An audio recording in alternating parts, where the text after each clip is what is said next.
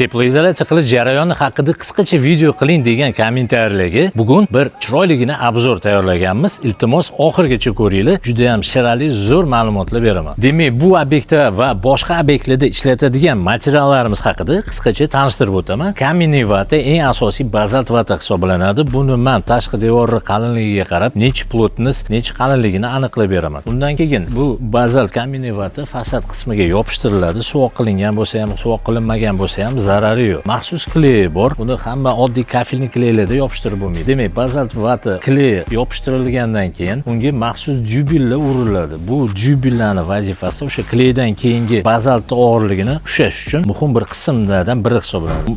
Jubil bu termogolovkali, bu spetsial mostik hola degan, ya'ni sovuqni oldini olish uchun shunaqa shlyapali jubillarni ishlatamiz. Yana kerak bo'lsa, mana qo'shimchasiga shapkasi ham bor bu jubilda. Undan keyin fasadni setka ishlatiladi. Mana ko'rib turganinglar, fasadni setga ham katta ahamiyat berish kerak. Bu 160 grammli. Ya'ni keyingi bu nimaga xizmat qilinadi? Mana ko'rsanglar bo'ladi. Bu yerda tepa qismlari fasadning bitta sloy setka bilan bo'ktirilgan. Bu oddiy kley ishlatilmagan bunga. Demak, bunga ham ahamiyat berasizlar. Bu yerda dekorativniy shtukaturniy kleyovoy sostav ishlatiladigan. Ya'ni maxsus mana shu setkani bu bo'ktirib beradi. Boyagi shtukaturkada bo'ktiramiz. Demak, bu setkani vazifasi keyingi sloyi ushlash uchun katta ahamiyatga ega. Demak, setkadan keyin bizda hozir mana ko'rib turgan bo'lsanglar, bu qismiga hali setka qilinmagan. Mana. Demak, biz uголокlarga PVH maxsus uголокlar bor. Buni ishlatamiz. Mana bu qismlariga bazaltdan keyin yopishtiriladi. Bu suviladi. Ya'ni atkoslarni to'g'ri chiroyli chiqarib berish uchun xizmat. Sokil qismiga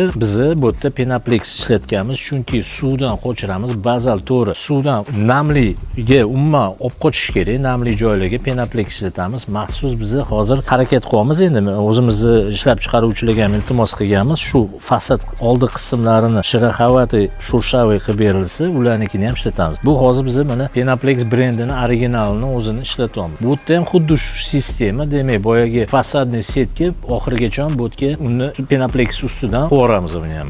Agar siz ham o'z imoratlaringizni tejamkorlik va issiqlik darajasini oshirmoqchi bo'lsangiz va uchepleniya xizmatlaridan foydalanmoqchi bo'lsangiz, albatta opisaniyadagi telefon raqamlariga murojaat qiling.